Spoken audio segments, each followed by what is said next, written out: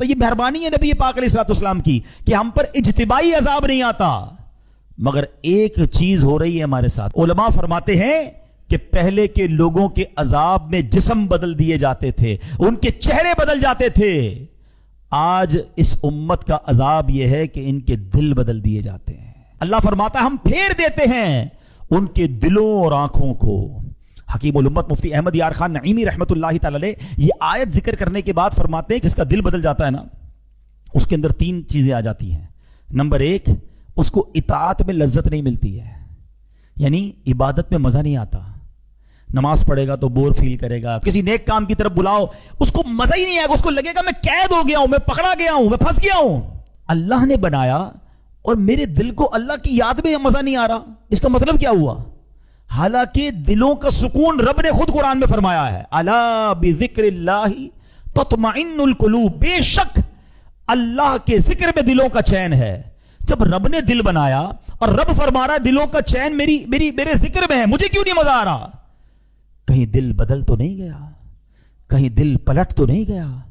یہ وہ عذاب ہے جس کے بارے میں لوگ نہیں سوچ رہے۔ آؤ دوسری بات کی طرف، گناہ سے خوف نہ کرنا۔ ارے باپ رے باپ، ایسے لوگ ہیں جو گناہ کرتے ہیں جیسے مزے کر رہے ہیں، گناہ کی فکر ہی نہیں ہے، ماتھے پر بل نہیں آتا، بلکہ کہتے نا پہلے کے لوگ گناہ کر کے روتے تھے رات میں، یا اللہ گناہ ہو گیا، اب گناہ کر کے شیئر کرتے ہیں کہ رات میں نے یہ بدکاری کی، جوا کھیلا، حرام چیز دیکھی ہے، اب تم بھی دیکھو، دوستوں میں بیٹھ کر بتاتے ہیں۔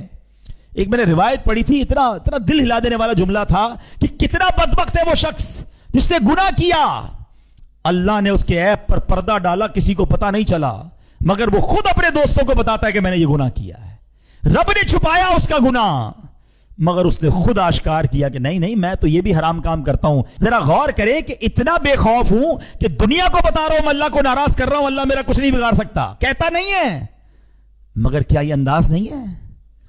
گناہ پر خوف نہ آنا، فرمایا یہ بھی دل بگڑنے کی نشانی ہے۔ اور تیسری نشانی، کسی کی موت سے عبرت نہ پکڑنا۔ ہائے ہائے ہائے، یہ تو واقعی ایسا معاملہ ہے کہ آئے دن جنازے ہو رہے ہیں، آئے دن ہم قبرستان جاتے ہیں۔ کووڈ کے زمانے میں تو کیسے کیسے لوگ چلے گئے، اور آج بھی روز جا رہے ہیں، ہمارے آس پاس سے جنازے اٹھتے ہیں، اور جوان لوگ بعض اوقات چلے جاتے ہیں، ہم حیران ہو جاتے ہیں کہ یار 20 سال 25 سال 30 سال 40 سال، کل ٹھیک تھا فوراً چلا گیا۔ ان جنازوں سے بھی ہمیں عبرت نہیں ہے۔ قبرستان میں بھی ہم نے دیکھا، آپ نے بھی دیکھا ہوگا، لوگ قبرستان جا کر بھی ہنسی مذاق کر رہے ہوتے ہیں۔ ابھی جاؤ نا رات کو 3 بجے قبرستان، جو شب برات تو چلے گئے تھے، ابھی ذرا جا کے دکھائیں۔ نہیں رات کو قبرستان جانے میں خوف آئے گا، اکیلے کیسے گریو یارڈ میں جاؤں گا؟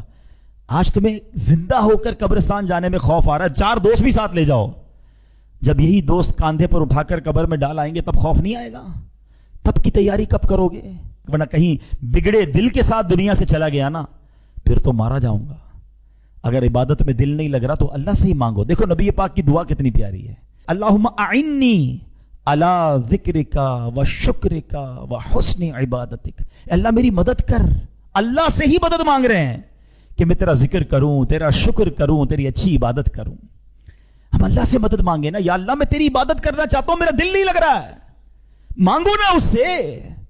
لیکن اگر یہ فیلنگز ہے کہ دل نہیں لگ رہا تو اب توبہ کا وقت زیادہ آ گیا ہے، معافی مانگو اللہ سے۔ میں کتنا بد نصیب ہوں کہ اللہ کے گھر میں آتا ہوں چین نہیں آتا، حالانکہ یہ ہے ہی چین کی جگہ، یہ ہے ہی سکون کی جگہ، تو اللہ سے مدد مانگو۔